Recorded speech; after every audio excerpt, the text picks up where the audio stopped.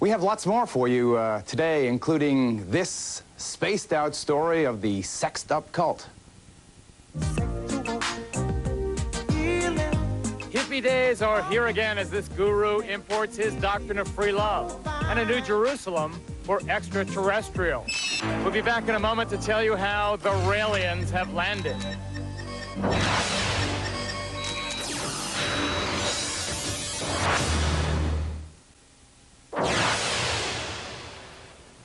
Welcome back, and fasten your seatbelts. You're about to meet this very unusual human being. To start, there are a few things you should know about this man. His name is Claude Bourriot, from France. He used to be a race car driver, a journalist, even a singer. Tu es belle, si belle.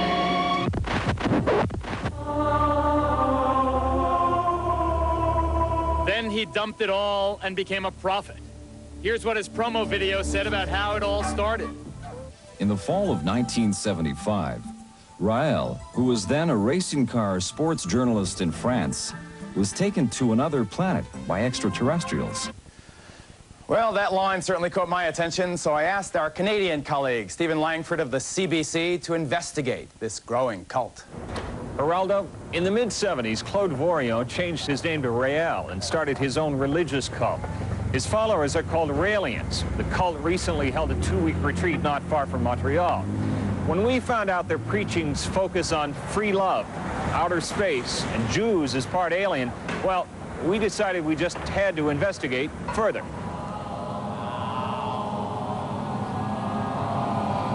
Chaque jour en vous levant le matin, vous vous dites, c'est la journée la plus importante de ma vie. Vous êtes bien, complètement détendu, plus aucune pensée, mis à part le fait de vous sentir bien. Vous centrez maintenant votre attention sur votre sexe. Cet organe qui vous procure plaisir, volupté. This message and this philosophy is to enjoy love between human beings, enjoy love with our planet, enjoy love with the infinity of the universe. If you like to be married, you can be married. If you like to be single, you can be single. If you like to have a free sex, you can have free sex. It's up to you. Rael has picked up followers from around the world. Hélène and Wolfgang are from Montreal. They just had a child together. But they say that won't stop them from being swinging Raelians. If Wolfgang eventually goes one night or for many days or many weeks or many years with somebody else, if someone else can make him happier, I'll be happy for him. Try to imagine if you eat the same soup every day of your life, 7 years, the same soup, lunch, dinner, breakfast. Maybe after 7 years, you have the feeling to try just eggs and bacon. You can try and come back to your soup if you prefer your soup. But it's the same with human beings. You become a sleeping brain if you have the same habit every day. It sounds like you're saying that fidelity makes you stupid. It can be. Then there's Rael's belief that beings from outer space created the human race in test tubes right here on Earth. He should know. It was extraterrestrials, he says, who approached him in the first place about starting his cult. I saw in the sky a very strong flashing light.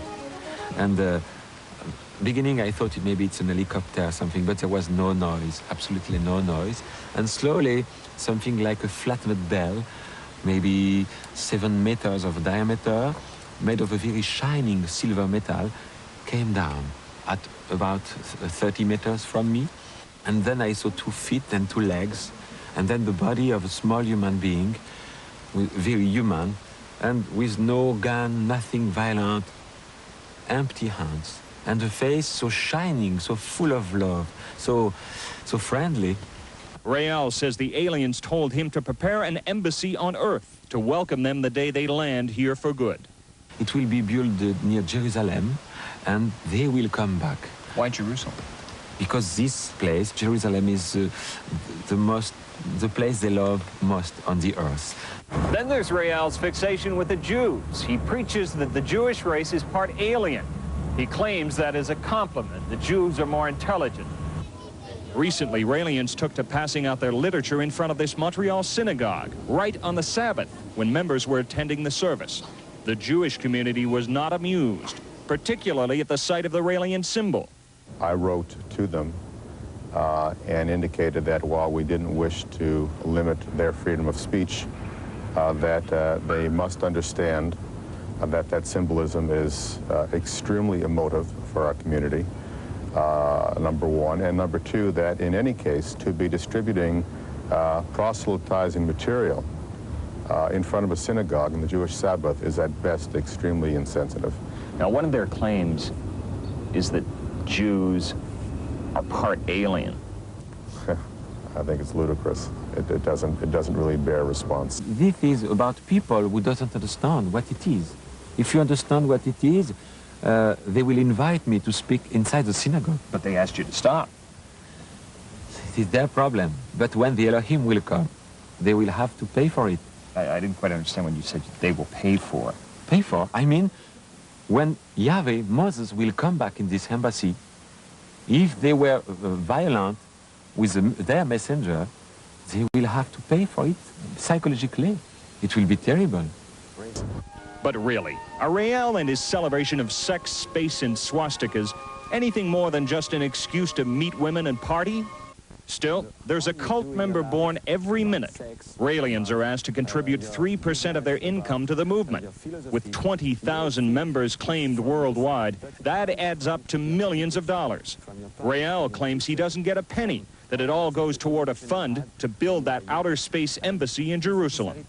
The Raelian members, they love me so much, and they give me, sometimes, I receive gifts from Raelian to help me to have a beautiful life. His worshippers are with him all the way, and then some. Even if Rael himself came and said, it's not true, I've never met an alien, I've never had nothing to do with that, I think I would still be a Raelian. Even, I don't even think I would still, I am a Raelian, I am a Raelian, I am a Raelian. Our correspondent Stephen Langford will join us shortly. Joining us right now via satellite from Montreal is Rael himself. Hello, bonjour, Rael. Hello, bonjour. You know, we have a fellow here who happens to come from Switzerland, one of our studio technicians. His name is Clark Smith. He remembers hearing you. What year was that, Clark? It's about 10 years ago. In the 70s? It was, early 80s? Early 80s. And he doesn't remember sex being so big a part of what you are preaching. When did sex become so central to your religion, Rael? It's really no central. It's not. The central of our movement is only meditation. Sensual meditation? Exactly, meditation, only meditation. Will monogamy really make me stupid? Sorry? Will monogamy, will staying with only one woman, will that make me stupid? All right. Someone will translate. I have to take a break here anyway right now. I have lots more questions for this leader of the Raelians, so stay with us.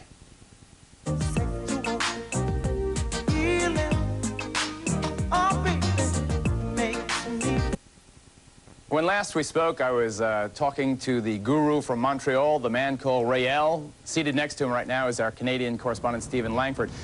Stephen, great report. Can you help me on that monogamy question? Help Rael understand what I'm asking. Does monogamy make you less intelligent than free love, say? Well, Rael, when I was talking to you during the interview, I asked you, I said, well, if I understand you correctly, you're saying that fidelity makes you stupid. And you said? It can. But you can be very open-minded and very intelligent with only one person in your life, also if you are alone.